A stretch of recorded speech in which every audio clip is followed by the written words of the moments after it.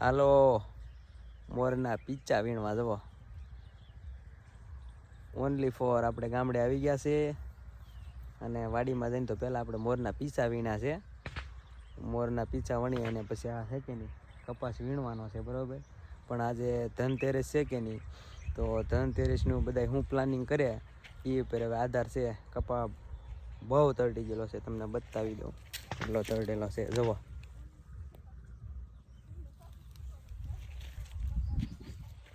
મસ્ત મજાનો કપા તરડેલો છે. અને આપણે હે કે નહીં અત્યારે ધનતેરસના દિવસે હજી દેહમાંથી ઉતર્યા છીએ અને પહેલાં તો આપણે છે ને વાડીમાં આવી ગયા છીએ વણ જોવા અને આટો મારવા આવી ગયા છીએ.